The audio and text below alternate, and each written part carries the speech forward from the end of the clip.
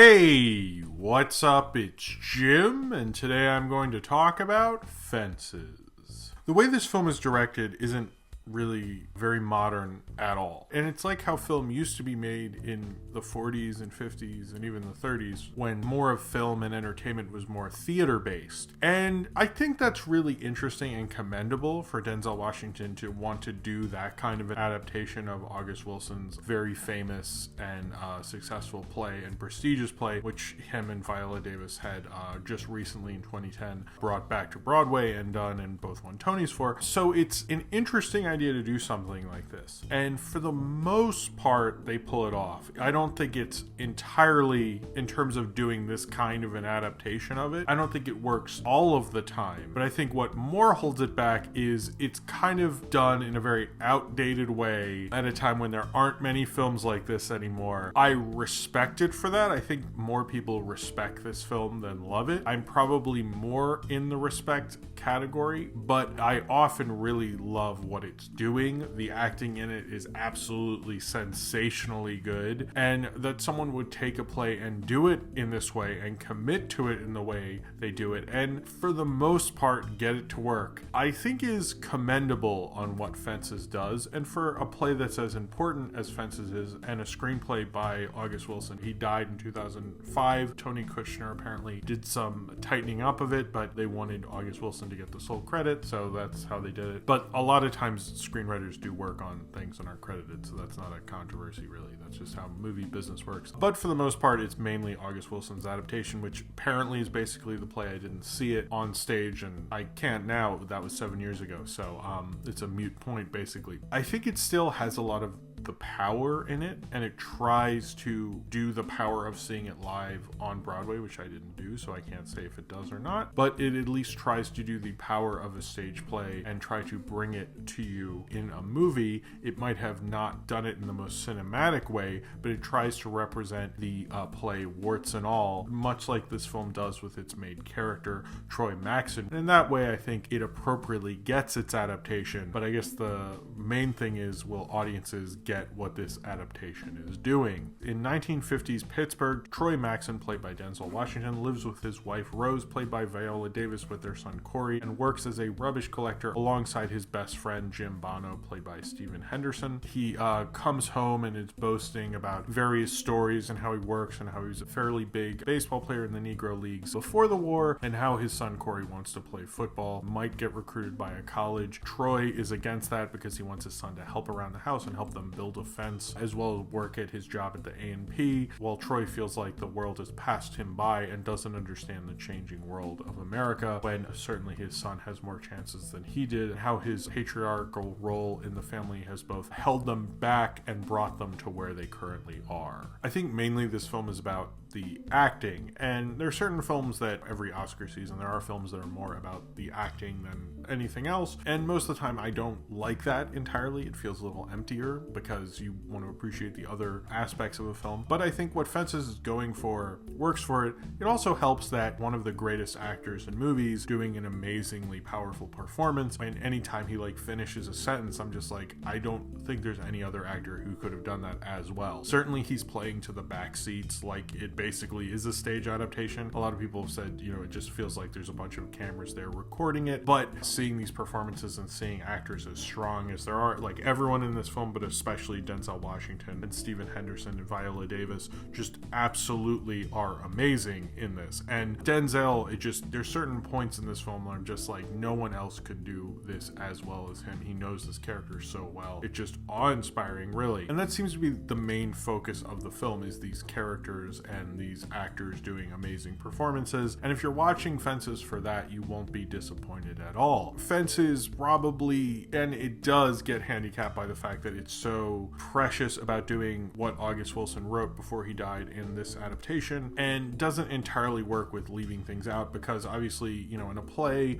you can do things off screen or off stage, and it doesn't much matter because, you can't actually have that on stage. It would take too long to set set things up and it would be obnoxious, But in a movie, you can do that, and we expect that kind of cinematic language. Now, part of this is because a lot of adaptations of plays like this don't really happen anymore in TV, even like 12 Angry Men. I think it's Playhouse 90 or whichever, you had TV shows that did that, you had movies that did that, you had PBS things that did that, and we don't do that anymore, like at all. We just don't do that stuff. And I think part of the problem is absolutely that people are not used to that. Most of the people seeing Fences who are like, I want to see all the best pictures, are used to the current cinematic climate, and that's something you kind of have to get over when seeing old movies. It's not something usually you have to deal with when newer movies, but most of the time they find ways to get that to work for cinema while mainly having it kind of filmed in this way. Fences is able to avoid being called from that because Denzel comes out so strong at the beginning of the film that you don't notice it. So for a while I'm like, oh, this is interesting because I don't see a lot of films like this anymore. But like if you take a film like Streetcar Named Desire, which is actually cinematic, and other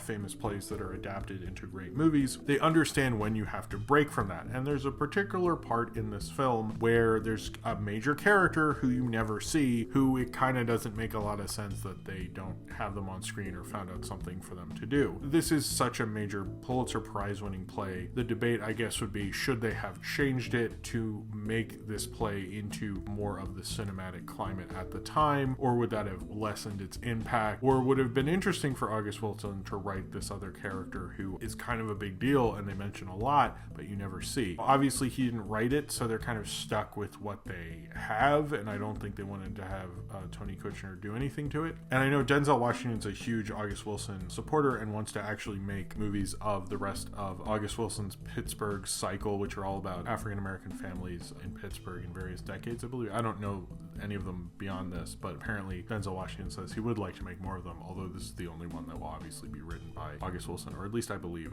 He might have written more, but this was one that had long been tried to be made into a movie. Eddie Murphy was actually going to play the son in the 80s or something, although I don't think that would have worked, but apparently they were trying to make it for a long time. August Wilson always wanted a black director. You kind of come up to this thing where, as good as this film is and as amazing as, you have two great actors, Viola Davis and Denzel Washington, doing two great performances in this, and they know how to play these parts amazingly well, and it shows. Should this film have changed and done something other than what the play did, or is just this powerful enough? And I think as a movie, it's still really, really good. Don't let your modern interpretations and the few minor, which can be bigger flaws because it's a little surprising from a current movie, overpower the powerful performances in this. Like Denzel Washington, this will go down as one of his great performances, Oscars or whatever. This is pre the Oscars happening. I know he's nominated at this time. It's just an amazing performance and probably shows the power of him as a performer. People keep bringing up that most actors want to do a role that's a little more complimentary, and Troy Maxon's a very flawed character, an ugly person and horrible person. Denzel Washington does an amazing performance, and it shows how good of an actor he is. And just seeing him go through the lines and how convincingly he reads them, how convincingly he performs them. There are certain actors in this, I think him and Viola and Stephen Henderson do them so naturally. There's an actor who plays his older son Gabriel. He's still a good actor,